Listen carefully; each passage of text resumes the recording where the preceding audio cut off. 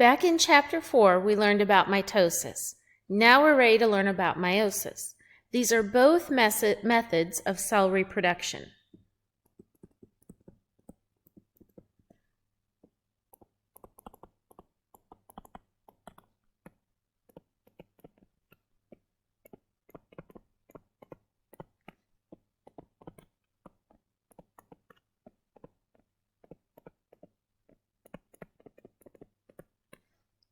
Mitosis is used to make somatic cells, which somatic cells are the cells of your body. Meiosis is used to make reproductive cells. These are also called gametes, or they can be called germ cells. These are the eggs and sperm. When you do mitosis, you start with one cell, which is called a parent cell, and it has the full set of 46 chromosomes, which is called diploid. So diploid means you have all 46 chromosomes. In meiosis, you start with the same thing. One parent cell that is diploid. It has all 46 chromosomes. In mitosis and meiosis both, you copy the chromosomes.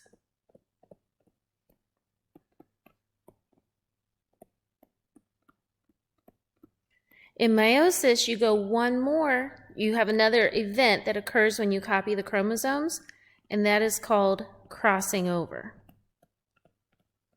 This does not happen in mitosis.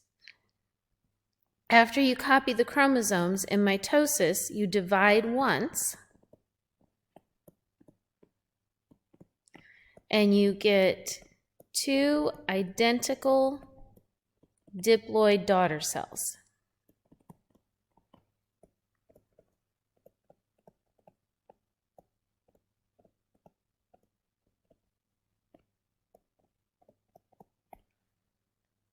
In meiosis, you divide twice.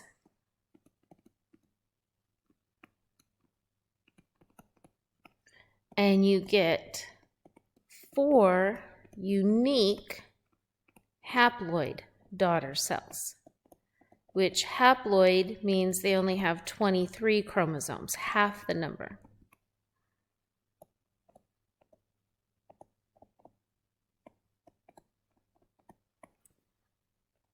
This haploid aspect of the gametes is important.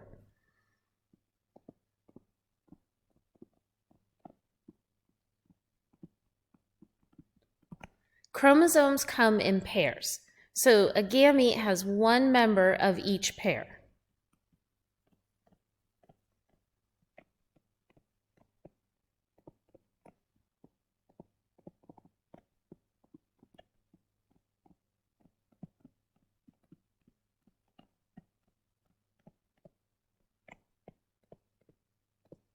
Think of chromosomes like shoes. Your shoes come in pairs, a right shoe and a left shoe, and they go together. Your chromosomes are in homologous pairs. You get one from your mom, one from your dad, and they go together. We'll go through an example now of how meiosis happens.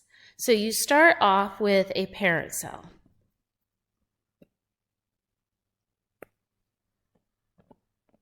So here is our parent cell. And we're going to use different colors for the chromosomes from your mom and dad. So let's say that the green one here is the chromosome from your dad. And we'll make a purple one to be the chromosome from your mom. Now, really, you have 23 pairs, but in our example, we're only going to draw one pair. So in real life, you would have 23 pairs like this. In each pair, there's one from your mom, one from your dad.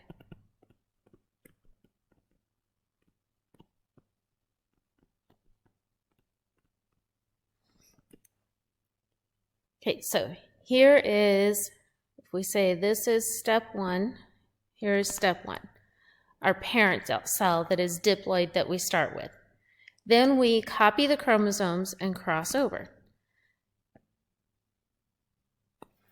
So we copy the chromosomes. When you copy them, you get the X shape. So each chromosome is copied. The crossing over is when they trade parts.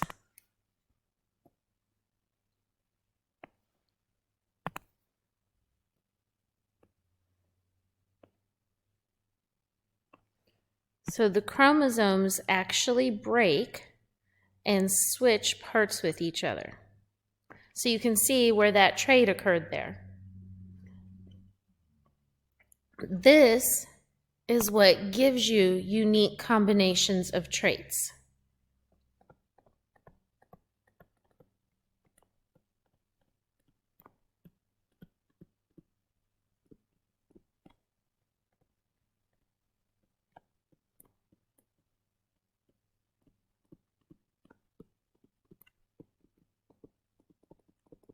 Let's do an example. Let's suppose that your dad had a chromosome for type A blood and free earlobes, and your mom had a chromosome for type B blood and attached earlobes.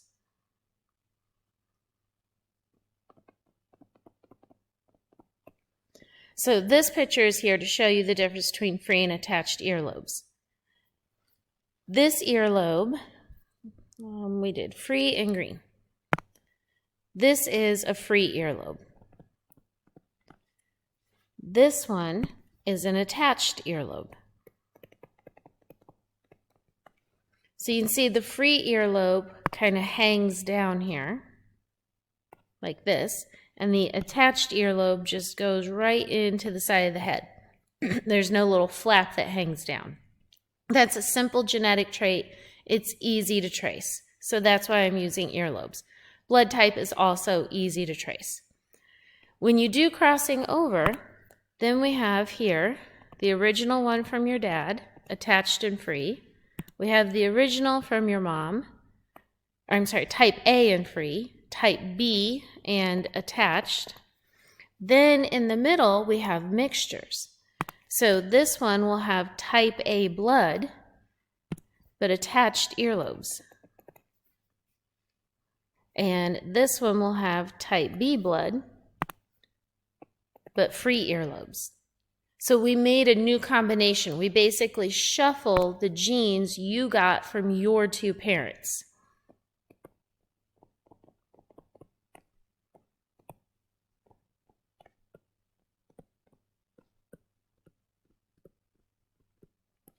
Then meiosis divides twice. So the first time we divide, we separate those homologous pairs.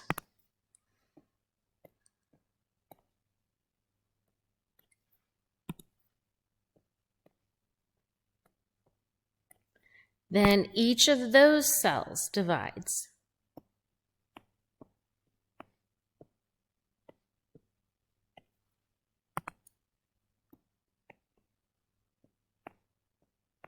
And we separate the sister chromatids this time. Now here are our 4 gametes. Oops.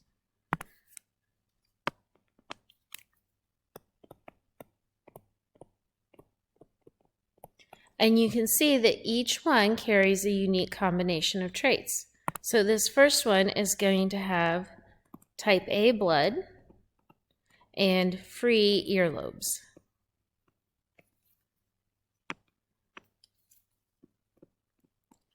The second one will have type A blood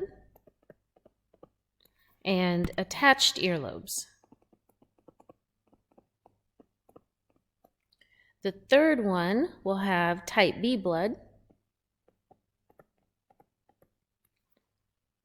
and free earlobes. And the fourth one will have type B blood and attached earlobes.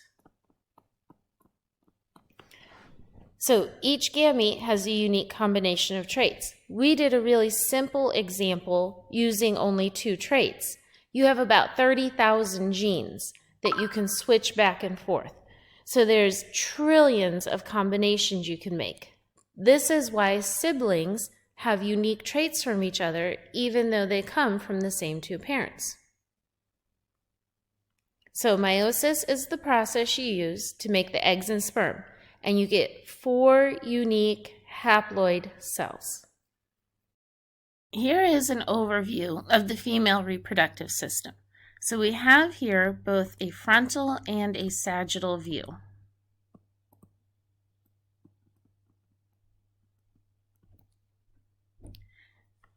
We're going to begin with semen deposited in the vagina. So about right here is where semen would be deposited. And in the side view, that would be about right here. So this from here to here is the vagina. And so about right there is where the semen would be deposited. And a few facts about the vagina. One is that it is acidic. The pH is about 4 to 5. And this is due to bacteria that live there. So just like how the large intestine has protective bacteria, so does the vagina. These bacteria secrete acid. And this acid is protective. It protects against infection, and especially yeast infection.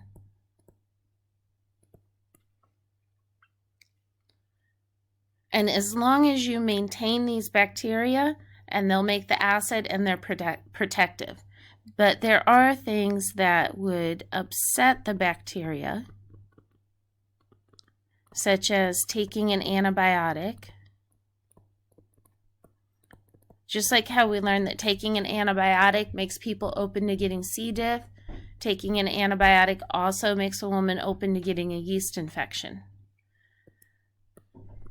Using a douche would also upset those bacteria and increase the risk of getting yeast infection.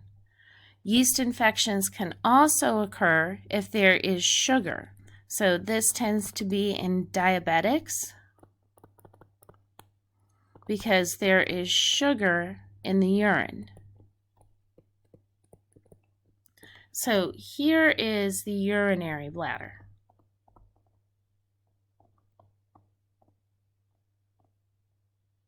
And here is the urethra where the urine exits. So they are separate. Notice the urethra, right here is the urethral orifice, and right here is the opening to the vagina. So they are separate, but if there is sugar in the urine, some of that sugar-laden urine can travel over and get into the vagina, and that sugar will feed yeast and cause yeast to grow.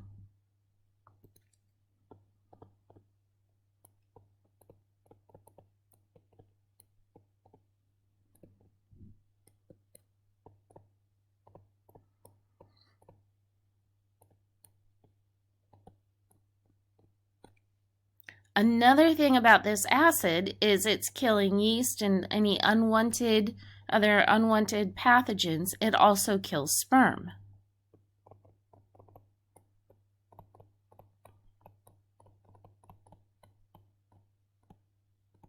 So semen has a high pH to neutralize this acid and protect the sperm.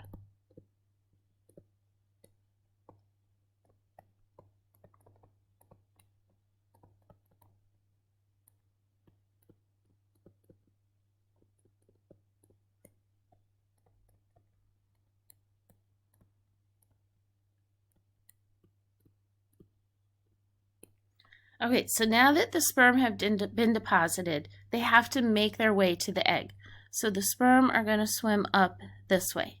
And the next thing they encounter is the cervix. So in our bottom picture, this is the cervix. So the cervix is that opening to the vagina. It's like the door.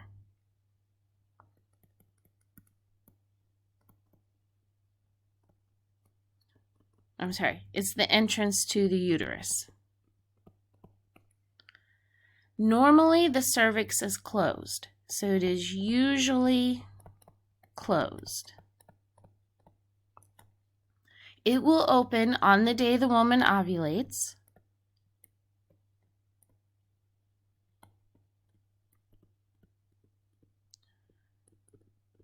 So ovulation is the day that the woman's ovaries release an egg, and it will open then because it wants to let sperm get through to the egg. It will open when you're in labor to let a fetus out.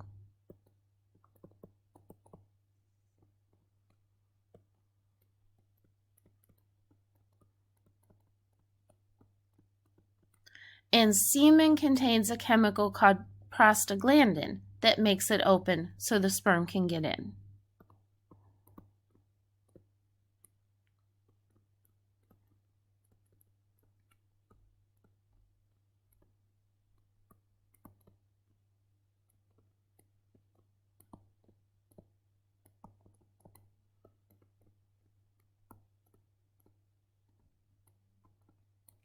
So then the sperm swim up through the uterus. So in our bottom picture, here is the uterus.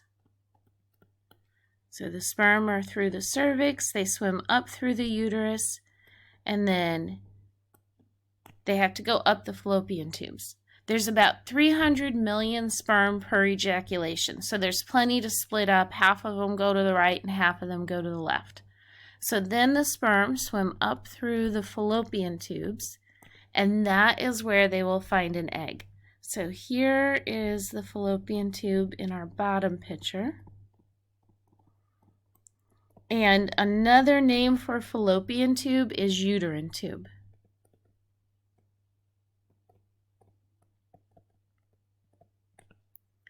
And the egg would be about here.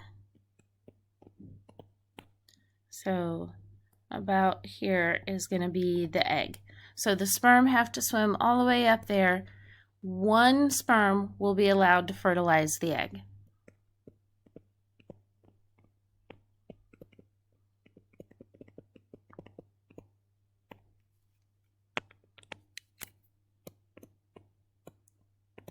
And once that happens, you get a zygote.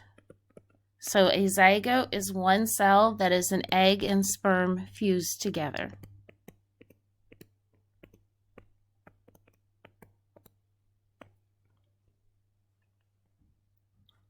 Then that zygote will have to travel back to the uterus. So now that we have a zygote, let's switch colors. And it will travel back this way through the fallopian tube down here to the uterus, and it will implant in the uterus.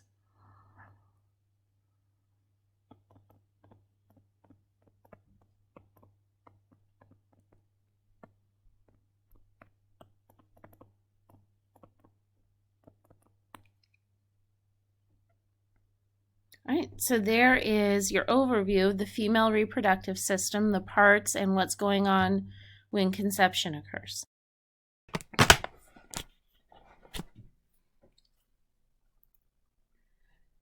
Now that you know the parts of the female reproductive cycle, we can start looking at what happens.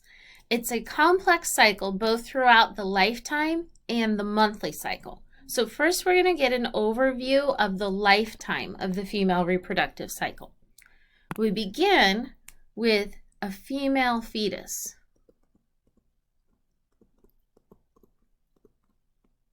A female fetus is already making eggs in her ovary.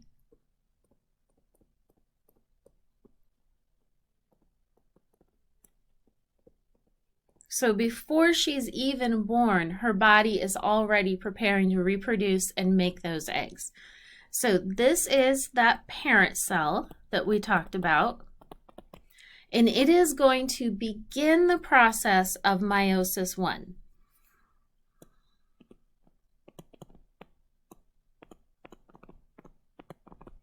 But before it divides, it pauses and it goes dormant.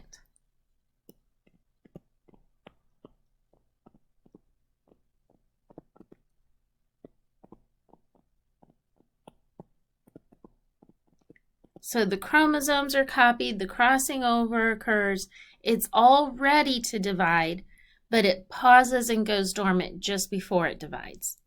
It also gets this structure around it. You can see I have this green outline here. This is called a follicle. A follicle encloses the cell. So when a girl is born, she has 1.5 million of these what are called primary oocytes.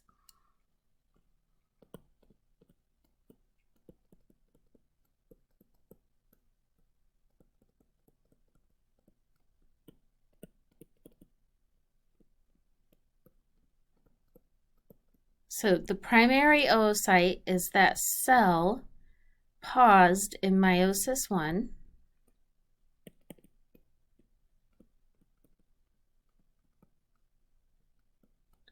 And each one is enclosed in a primordial follicle.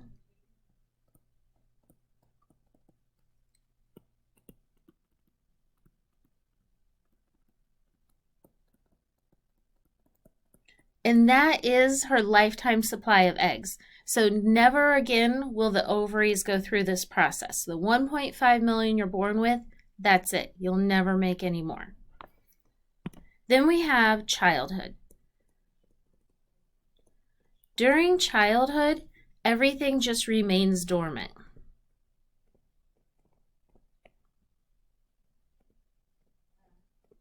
But you have a process called atrasia.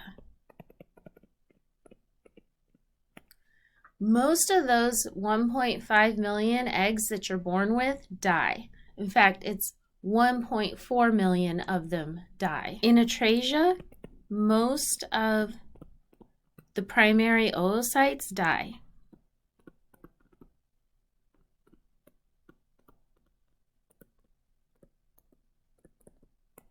So this represents the ones that die. Only 400,000 of the 1.5 million will live. Then we have puberty. So this next part is puberty to menopause. So you enter this stage of life with those 400,000 primary oocytes. So this is our 400,000 primary oocytes in primordial follicles.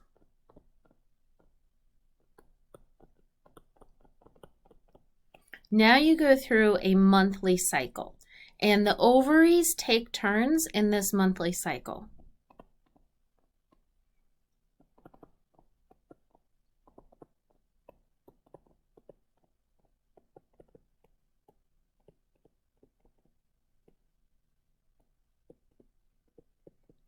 So 1 month it's the right ovary, the next month it's the left ovary, and they go back and forth.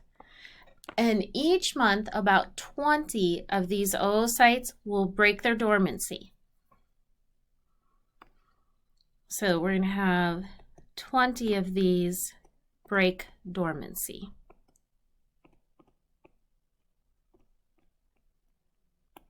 And they're going to continue through the process of meiosis 1.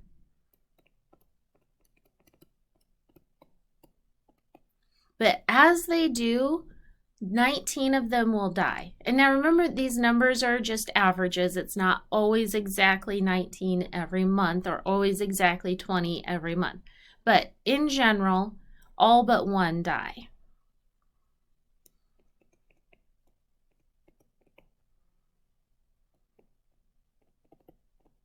So you have 19 die.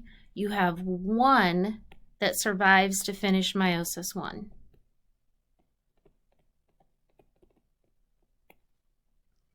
And notice here you have another little structure here. This structure is a polar body. So I'll explain what that is. When the cell divides, instead of splitting down the half like what normally happens, it splits like this. You get an uneven division. So then one cell is really big and one is really small. The really big one is your secondary oocyte.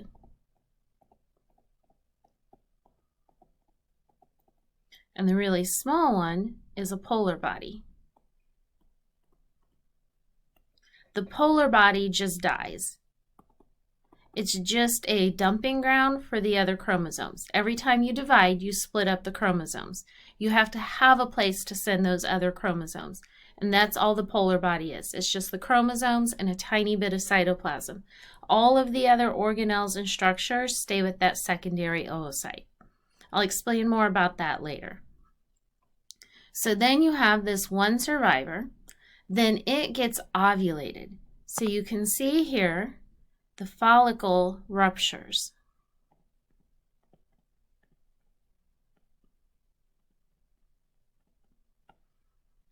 And here is your secondary oocyte.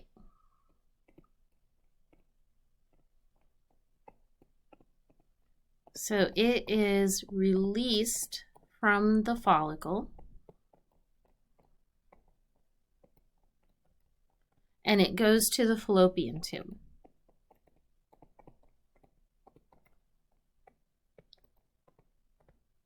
Then this is where a sperm would fertilize it, in the fallopian tube.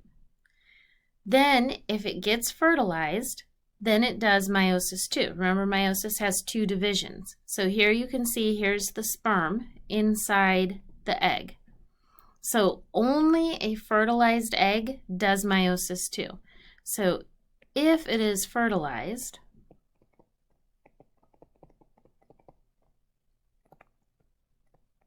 it does meiosis too. So it divides again. There's your other polar body that you get when it divides.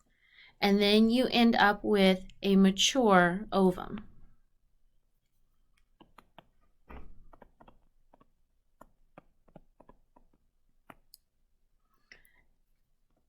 And this whole section we're going to go through in more detail on the next table. This is just an overview of what happens puberty to menopause. But basically, you're going through this monthly cycle of releasing eggs. Then the last part here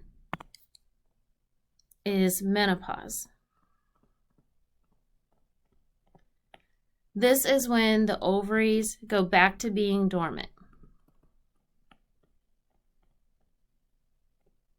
And then there's just nothing else happening. The whole reproductive cycle shuts down and stops happening. Okay, so this part is an overview of the lifetime. So a fetus makes her eggs. She's born with those primary oocytes. Childhood, nothing happens. It's dormant, and most of those eggs are dying.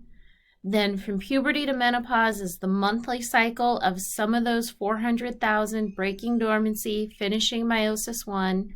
One of them survives, gets ovulated. If it is fertilized, then it does meiosis 2. And when you do meiosis, you get those polar bodies. So now we'll look at a little more detail of some of this stuff. The whole thing with polar bodies.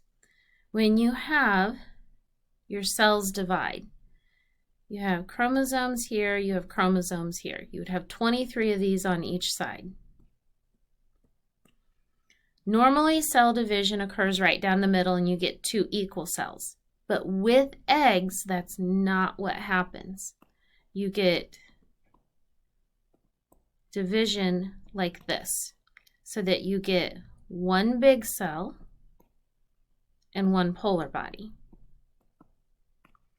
Then this is what gets ovulated. So here's our ovulated cell. If a sperm comes along and fertilizes it, then it puts a chromosome here, divides off to the side again, so that then you would have 23 single chromosomes and another polar body. The reason you do this, there's a couple of reasons. This produces a large egg. So the uneven cytokinesis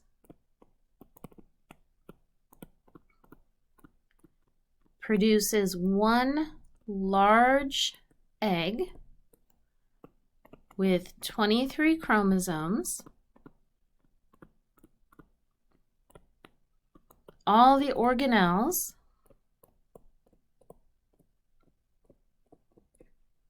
and it's packed with nutrients. So it's kind of your starter pack.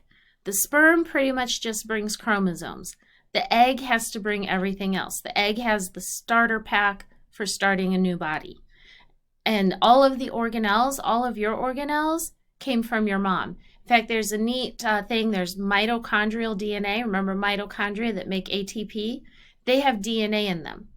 And it matches your mom's and her mom's and her mom's and so on. So you can trace ancestry through the maternal line by looking at mitochondrial DNA. So all of your organelles came from the egg, came from your mom. So next Mother's Day, give your mom a card that says, "Thank you for the organelles." Okay, here's an ovary. And this ovary is showing the entire cycle. So we're looking at 28 days in this ovary. And we're going to look at phases. So right here, these represent those primordial follicles with the primary oocytes.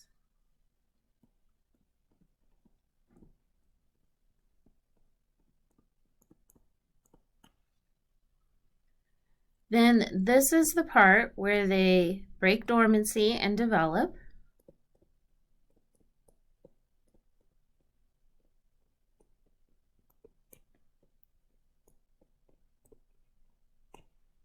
Then you get down to just your one survivor. Here's still your one survivor. And it finishes meiosis 1.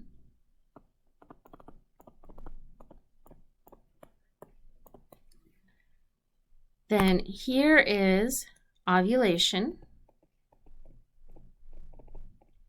where the follicle ruptures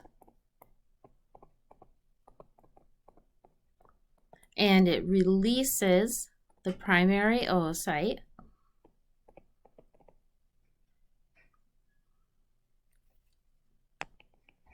It's a secondary oocyte now because it did meiosis 1.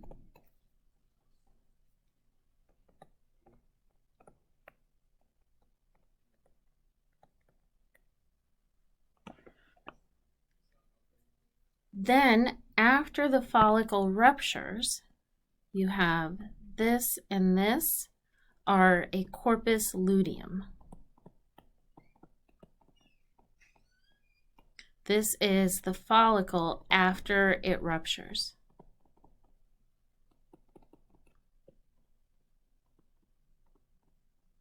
Then finally, this last part is the corpus albicans.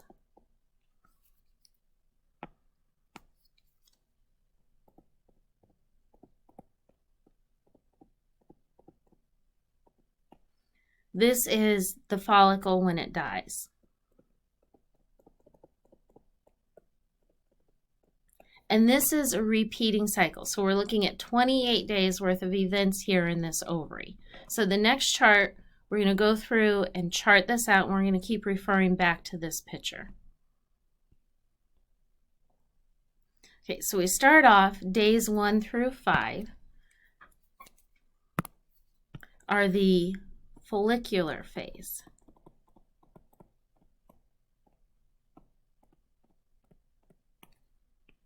So that is up here. This part is days 1 through 5. This is when, So we're on about this area here. This is when you have those follicles breaking dormancy and beginning meiosis 1.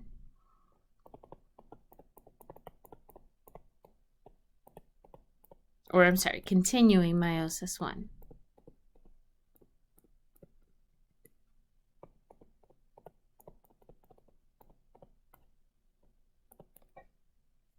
During this time, there is a low level of secretion from the ovary. So you have low estrogen and progesterone.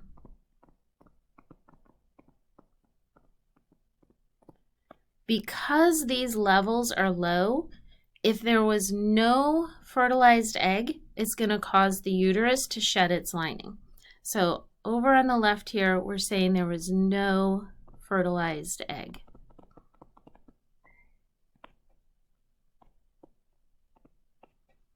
So in this case, the uterus is shedding its lining.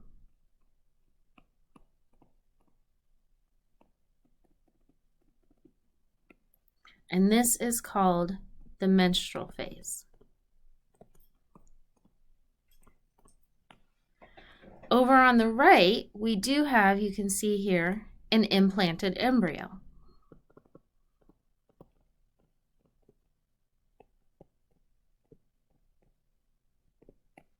So if you have an implanted embryo, the uterus will not shed its lining.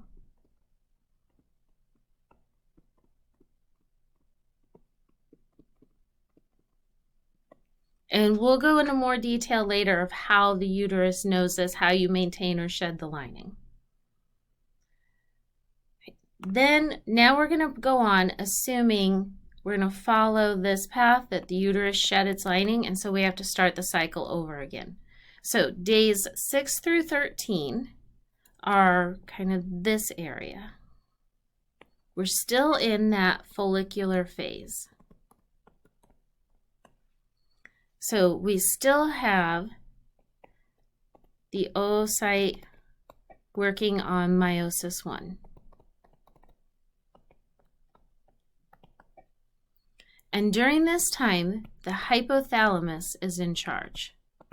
And the hypothalamus is stimulating the anterior pituitary to secrete follicle-stimulating hormone. And follicle-stimulating hormone is what's causing the meiosis to occur here. As the meiosis is occurring, the follicle secretes estrogen.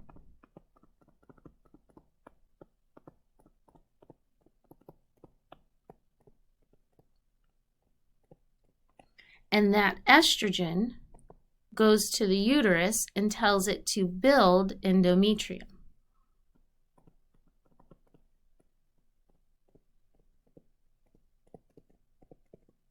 So you have this whole chain of command.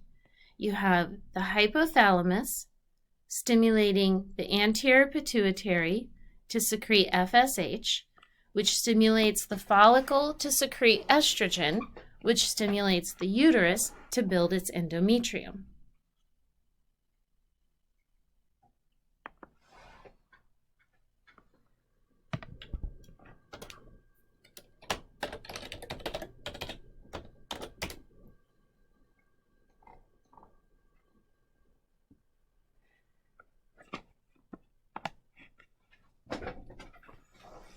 And in the uterus, this is called the proliferative phase.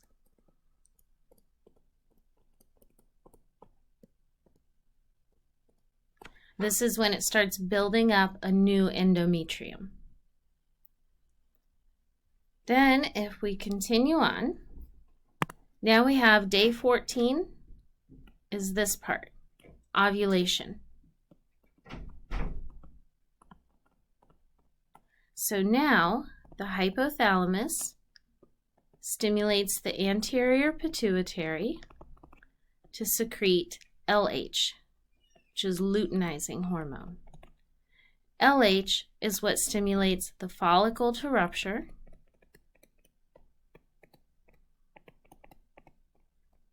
and it releases the oocyte to the fallopian tube.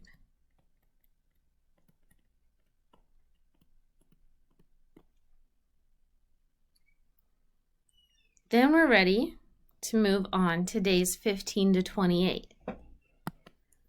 That is this part where you have the corpus luteum. So remember, the corpus luteum is the follicle after it has released the egg. So this is the luteal phase for the ovary. And this corpus luteum is going to secrete estrogen and progesterone.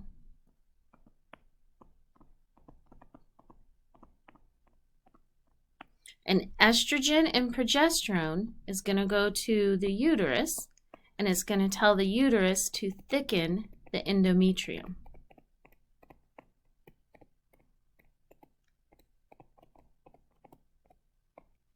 So this in the uterus is the secretory phase. This is when the endometrium thickens. So there's two possibilities of what can be going on here. On the left, there's no sperm fertilizing the egg.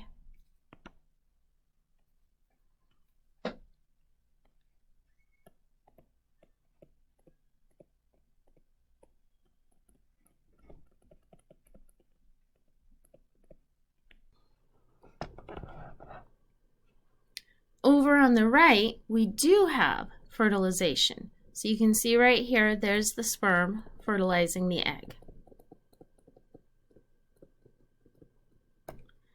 It takes about a week for that fertilized egg, which is now called a zygote, to travel through the fallopian tube to the uterus.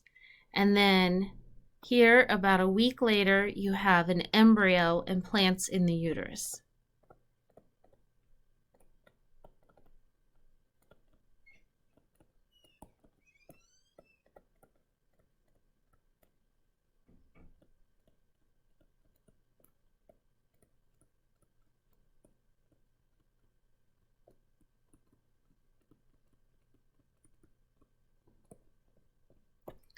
Once it does, the embryo secretes HCG, which is human chorionic gonadotropin. So if you have an embryo here, you're going to have a hormone called HCG coming from the embryo. HCG goes to the corpus luteum, and it keeps it alive. So remember when we had the corpus albicans,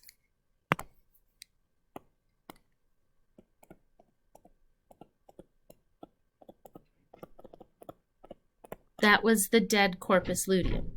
When the corpus luteum dies, and then you get a corpus albicans, that's when you lose estrogen and progesterone and the uterus sheds its lining, back up in day 1 there. If you have an embryo and you have HCG, HCG keeps the corpus luteum alive.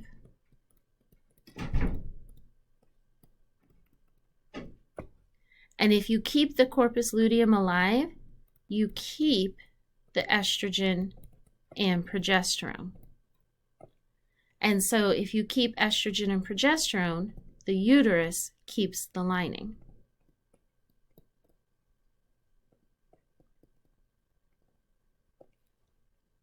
So just to go over and kind of explain some of this. Back here in days 1 through 5, that's the menstrual cycle. That's when the uterus is shedding its lining. This is when you have the corpus albicans and you have the loss of estrogen and progesterone. When the corpus luteum dies, it stops secreting estrogen and progesterone, and that loss of estrogen and progesterone is what makes the uterus shed its lining. If you have fertilization and there's an embryo implanted in the uterus, the embryo secretes HCG. HCG is life support for the corpus luteum, so it keeps the corpus luteum alive. And as long as the corpus luteum stays alive, it will keep secreting estrogen and progesterone. So as long as estrogen and progesterone stay high, the uterus does not shed its lining. And then that's when pregnancy occurs.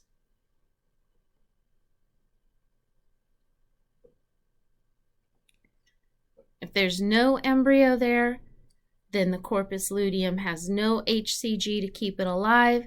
The corpus luteum dies, becomes a corpus albicans. You lose the estrogen and progesterone, and the uterus sheds its lining. Now we can look at the male reproductive system and the production and path of sperm. So we will start off with the production of sperm.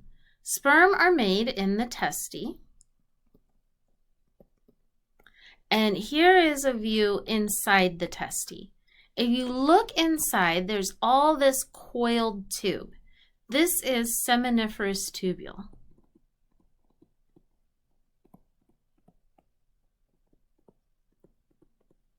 This is long coiled tube.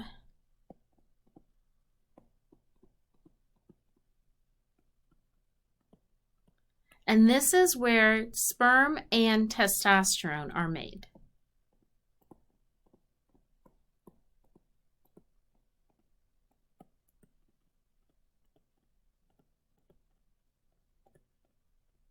And it makes massive amounts of sperm.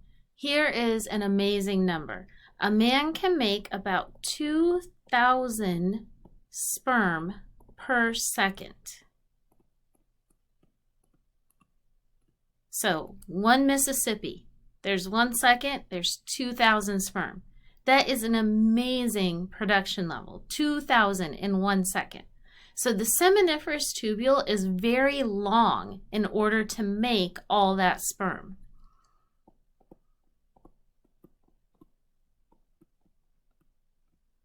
It's so long, in fact, that if you were to take it out and stretch it out straight, it would almost reach to the top of the St. Louis Arch. Once all those sperm are made, they have to be stored. This structure on the back of the testes, so it's right here, and here it is in this picture. Notice it's on the back of the testes. That is the epididymis.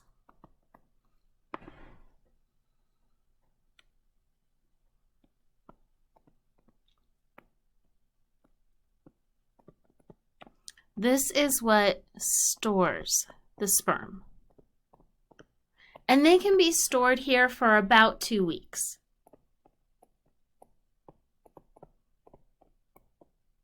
If the sperm aren't ejaculated within 2 weeks, then they just die and are reabsorbed by the body. Now we're ready to start looking at what happens during ejaculation. So at the time of ejaculation, the sperm are going to leave from the bottom of the epididymis here, and they're going to follow up this path. And here it is in our top picture. The sperm are going to come up like this.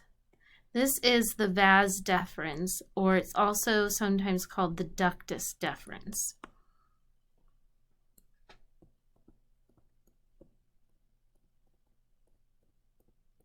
This is what transports the sperm during ejaculation.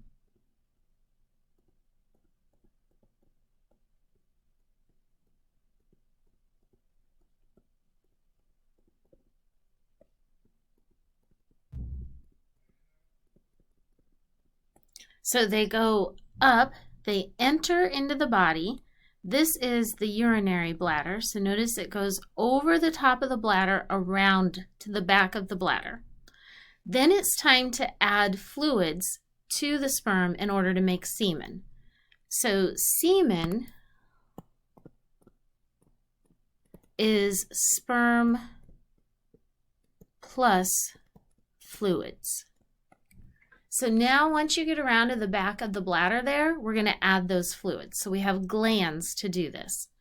This gland is the seminal vesicle.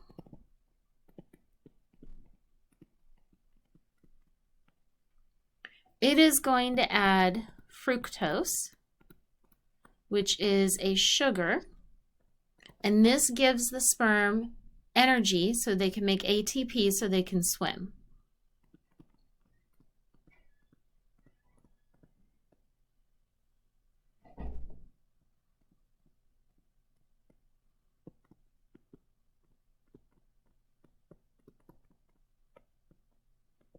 The sperm need a lot of energy to swim to the egg.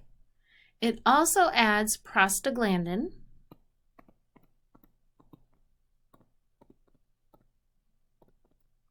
So remember when we talked about the cervix is closed and you have to open it to let the sperm through? That's what prostaglandin does.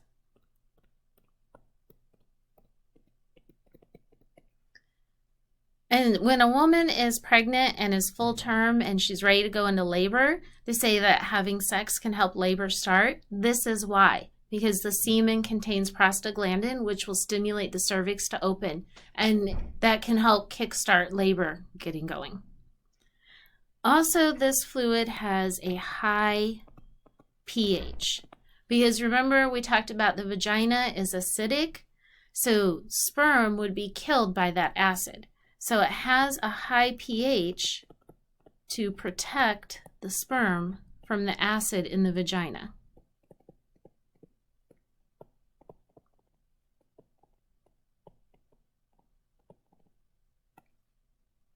Then the next gland is the prostate. That's right here under the bladder. This is the one that tends to have problems as men get older, and it can cause problems with urination. It can become cancerous, but it does function in reproduction. So it adds to the semen seminal plasmin,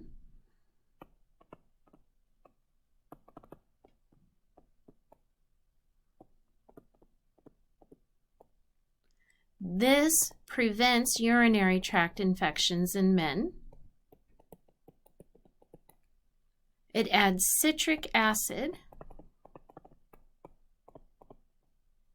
This keeps the sperm healthy.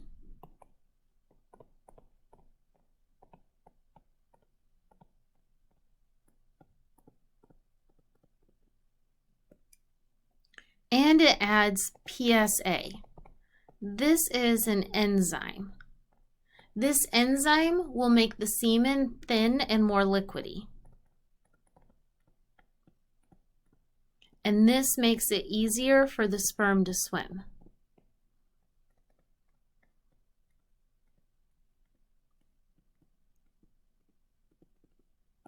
Then our third gland is right down here. This is the bulbal urethral gland.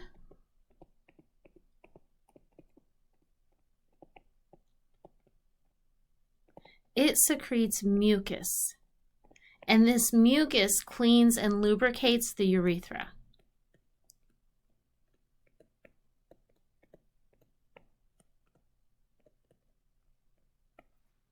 Okay, so we have green is the production and storage of sperm. Purple is the path that they follow to get out during ejaculation.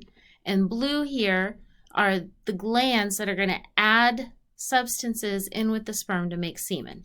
So if we go back to our path, the sperm are going to go through here. They're going to pass through that seminal vesicle where they're picking up the fluid. Then they come through here. This structure right here is the ejaculatory duct.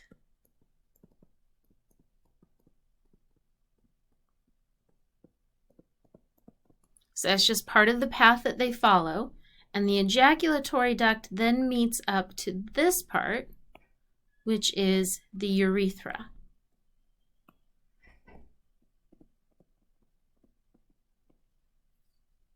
And notice the urethra also comes from the bladder. So the ejaculatory duct is what connects into the urethra. So in men, the urethra has two jobs. It transports the semen and it drains the bladder.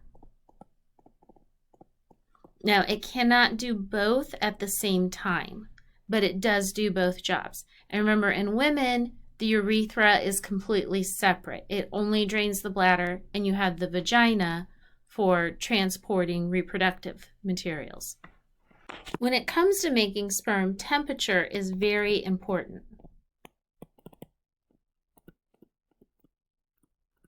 Have you ever heard about, like, if a couple's trying to conceive, the man should wear boxers, not briefs? Because briefs hold the testes too close to the body and make them too hot. It's important that they're able to cool off. Sperm must be made at a few degrees lower than body temperature.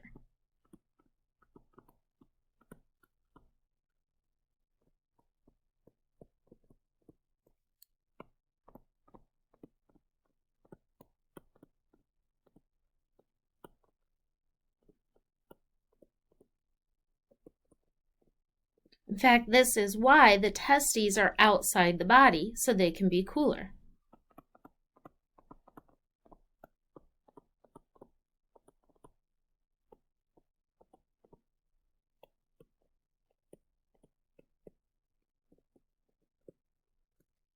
But at the same time, you don't want them to get too cold either. You have to have just the right temperature. So there are a couple of muscles that are responsible for this. Here is the cremaster muscle, and here is the dartos muscle. So these are muscles that can pull the testes close to the body when they need to be warmed up,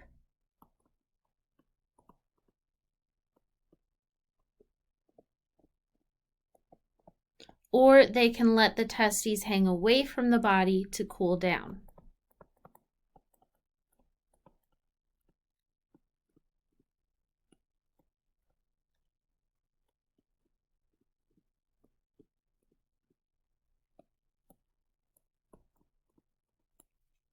So these muscles are very important at keeping that right temperature so that healthy sperm can be made. If the temperature is not right, either the sperm won't be healthy or they won't be made at all. So poor temperature control can actually make a man infertile. It was my fault. I told her the wrong door. I was supposed to see her. She wasn't supposed to see me. So what? Well, ordinarily, I wouldn't mind. But, But what? well, I just got back from swimming in the pool. And the water was cold. You mean shrinkage? Yes! Significant shrinkage. So you feel you were shortchanged? Yes. I mean, if she thinks that's me, she's under a complete misapprehension. That was not me, Jerry. That was not me. What's the difference? Well, what if she discusses it with Jane? Oh, she's not gonna tell Jane. How do you know? Women aren't like us. They're worse. They're much worse than us. They talk about everything. Couldn't you at least tell her about the shrinkage factor? No, I'm not gonna tell her about your shrinkage. Besides, I think women know about shrinkage. How do women know about shrinkage? Isn't it common knowledge? Oh. Elaine! Elaine. Elaine! Do women know about shrinkage? What do you mean, like laundry? No. Like when a man goes swimming afterwards? It shrinks? Like a frightened turtle.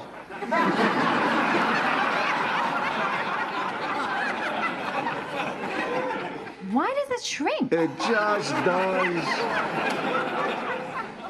I don't know how you guys walk around with those things. So the parts of the male reproductive system and what they do, we can look at how hormones control this. So just like in women, it is controlled by the hypothalamus. So in both men and women, the hypothalamus is in control of the reproductive system, and it controls it through the anterior pituitary. Men and women also have the same two hormones, FSH and LH. So in men, the hypothalamus stimulates the anterior pituitary,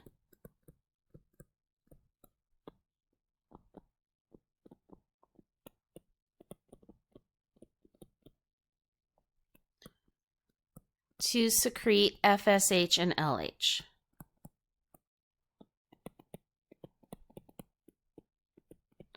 Follicle stimulating hormone and luteinizing hormone. So they're named for what they do in women, but it's the same hormone in men.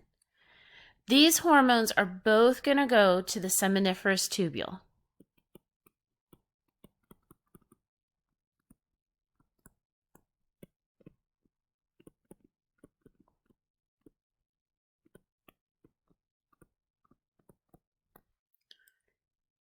LH is going to stimulate the seminiferous tubule to make testosterone.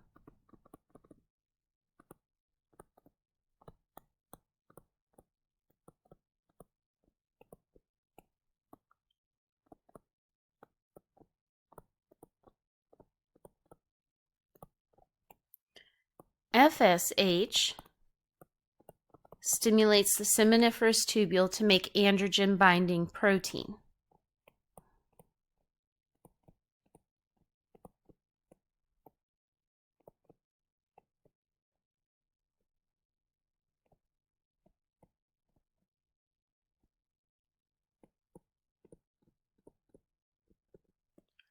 So androgen just means male hormone.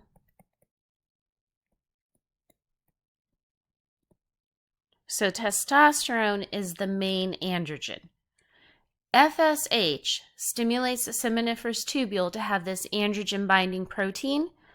So androgen binding protein binds testosterone in the seminiferous tubule. So when a man makes testosterone, the testosterone goes throughout the whole body. So like any hormone, it travels in the blood throughout the whole body.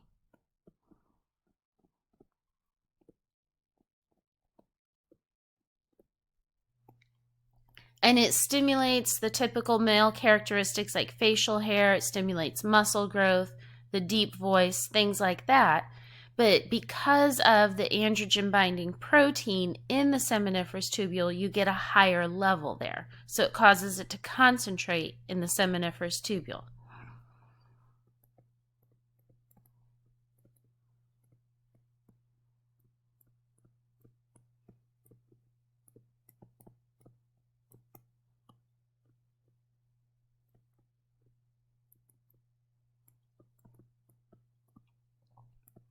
So there's more testosterone in the seminiferous tubule than there is anywhere else in the body. This high level of testosterone is what stimulates sperm production.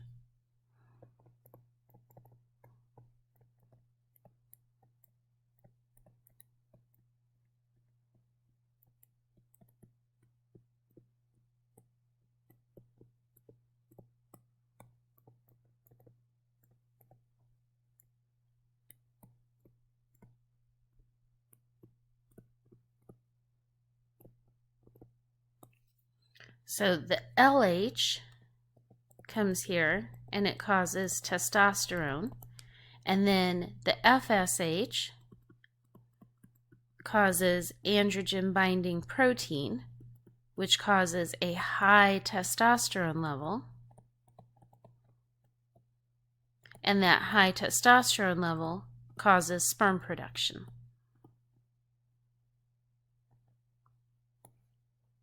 Now, in women, there's a monthly cycle of these hormones. In men, there's no cycle.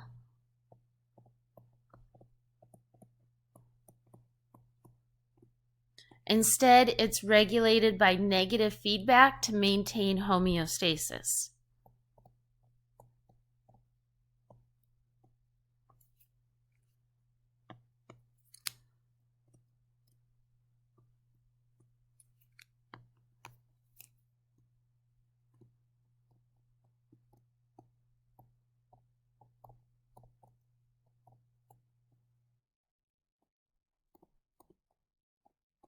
So the hormone levels stay steady. So you have negative feedback. The hypothalamus is monitoring the testosterone and sperm levels.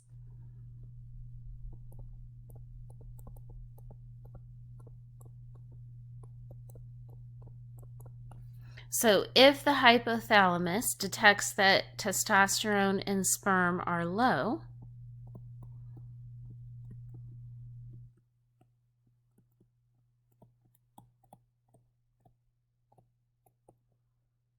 then it sends more FSH and LH.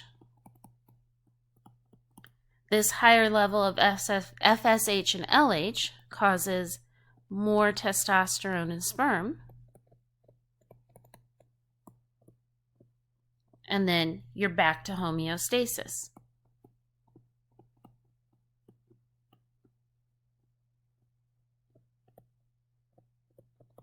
And if the hypothalamus detects that they are too high,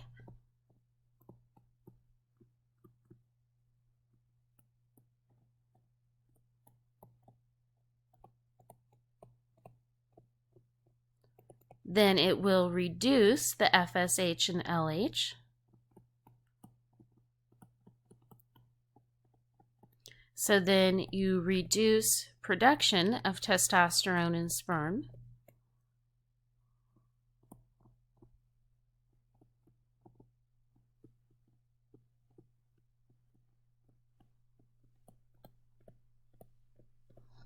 And again, back to homeostasis.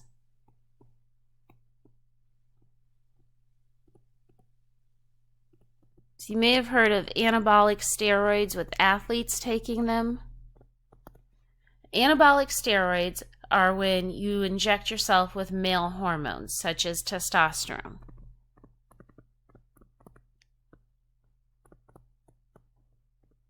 One of the effects of testosterone on the body is it stimulates muscle growth.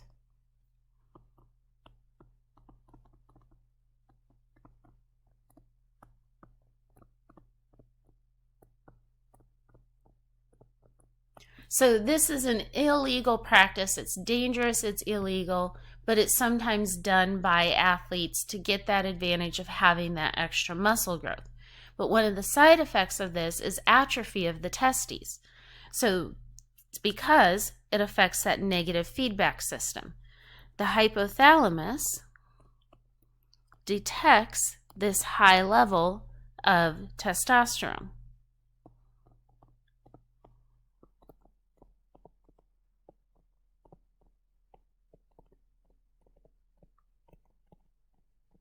So when it detects that this is high, it reduces the FSH and LH.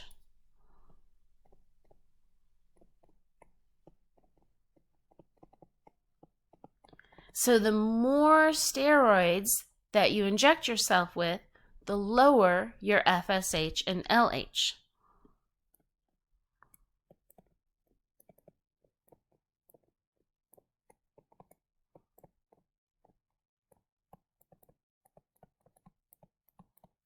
So this means that the testes are not receiving any stimulation to work.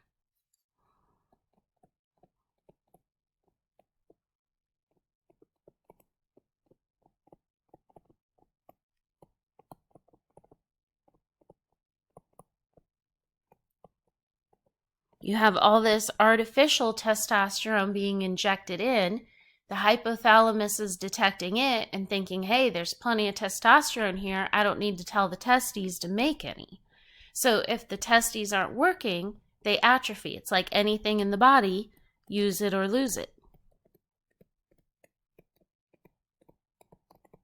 So without that stimulation to work, the testes will atrophy. They'll shrink and stop working.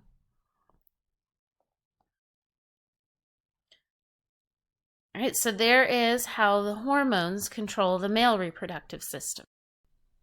Now let's look at how the different male and female reproductive tracts develop. This is showing embryonic development and how you get boys and girls. So we start off here. This first picture is a 6-week embryo. For the first 6 weeks, there's no difference between male and female.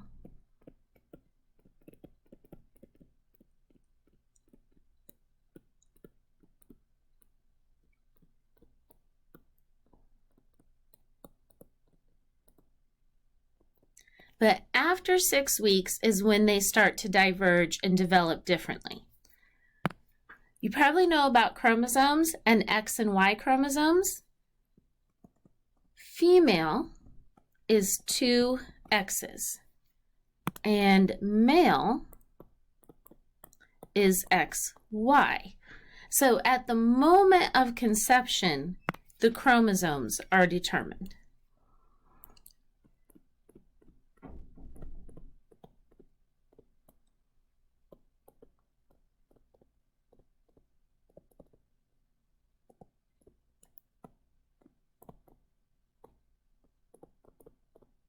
Now, all eggs carry an X. And sperm can be either X or Y.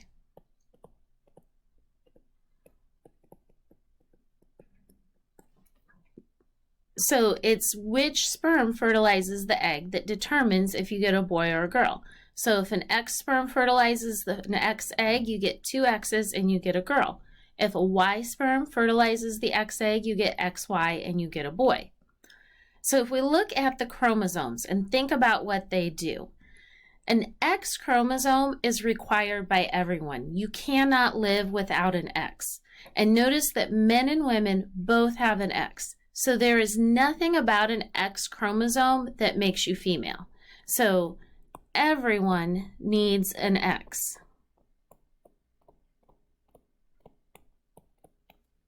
Okay, there's nothing special about an X that makes someone female.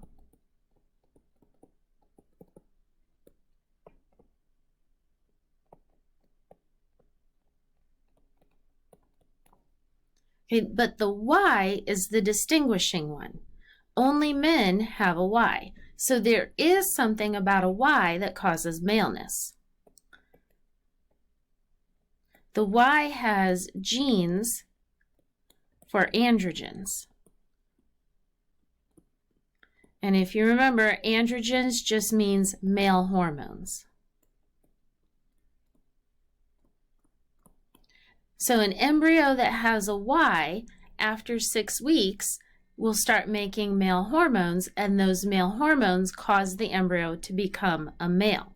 So female is the default. Having 2 X's isn't what makes you a female. It's lacking a Y that makes you a female.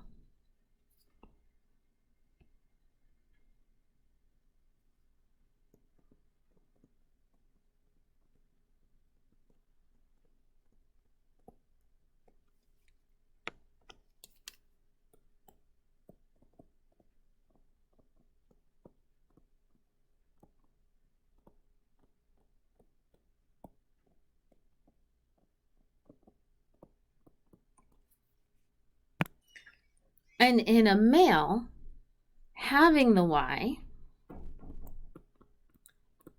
it codes for androgens. And then those androgens turn the embryo male.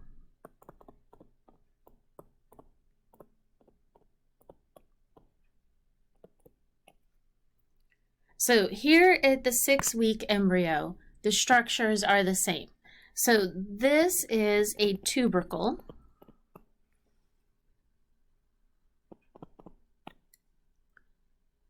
This part here is what will either become the labia, if this becomes a female, or the scrotum, if it becomes a male.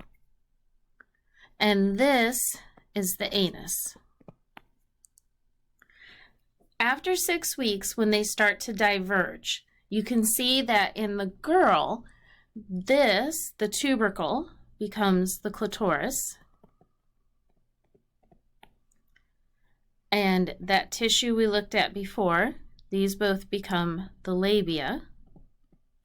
And in the male, that tubercle becomes the glands of the penis. And that purple tissue becomes the shaft of the penis. And the scrotum. Now notice here the scrotum is empty. So this is a 12-week fetus and this is a 20-week fetus. The testes descend into the scrotum shortly before birth. So the testes actually form inside the body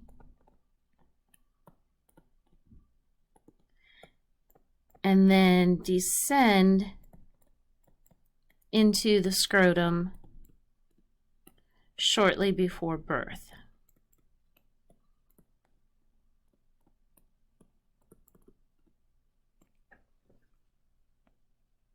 So the basics of becoming male or female is whether or not you have a Y. If you have a Y, you get androgens. The androgens stimulate male development. If you lack a Y, you don't get the androgens and you follow the female path by default. Now there are exceptions to this.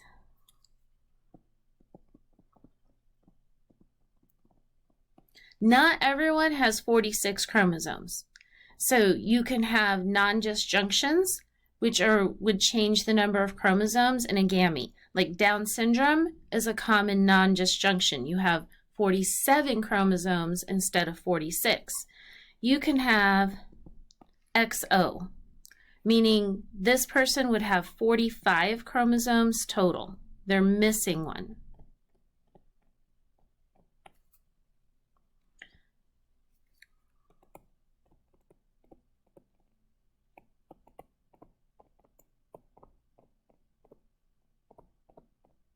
This person is still going to be female.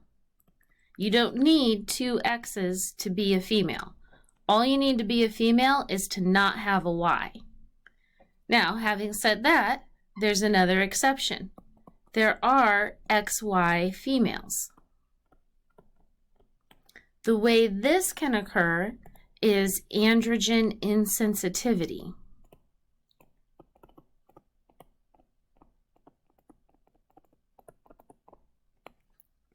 Hormones work by binding to receptors on cells. So you have a cell, and a cell has a receptor. A hormone binds to the receptor.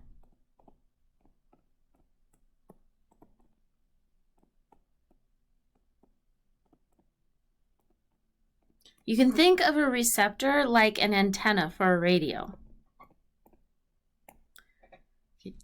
If you don't have the receptor, there's nothing for the hormone to bind to. So you can have a cell and you can have a hormone, but if there's no receptor, nothing happens. It would be like breaking the antenna off your radio. Then your radio can't get the signals anymore. So if there's no receptor, the cell can't get the signal. And this is how you can get a woman who has a Y, is if she lacks the receptors for the androgens. So you can have an XY embryo, and the Y will code for androgens.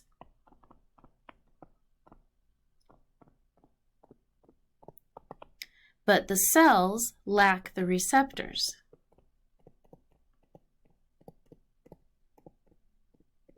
So they don't respond to the androgens.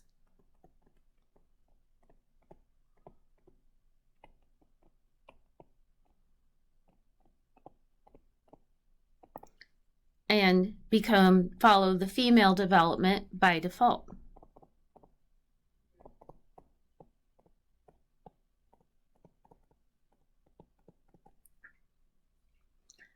Another thing that can happen with the non-disjunction, where not everybody has 46 chromosomes, is you can have two X's and a Y.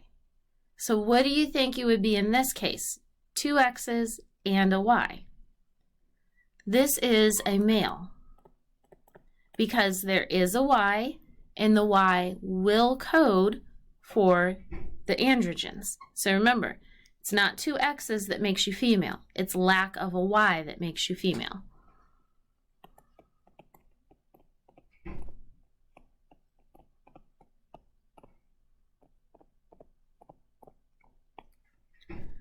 There's another example that I have a video of that I'll show you in class called Guevadoci. And this is where you have XY are born female, but then at puberty turn into a male.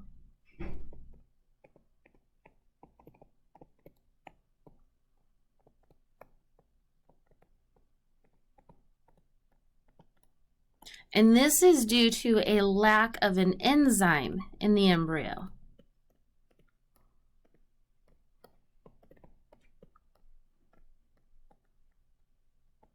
And this enzyme is needed in order for the testosterone to work. So without this enzyme, the testosterone can't work.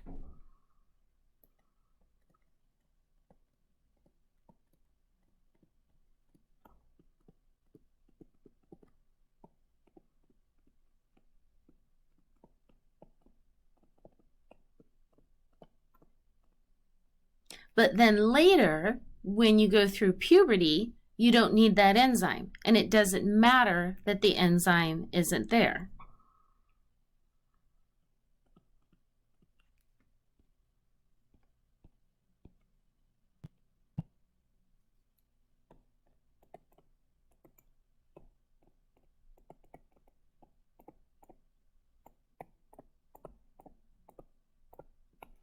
So we'll watch a little video clip about this in class.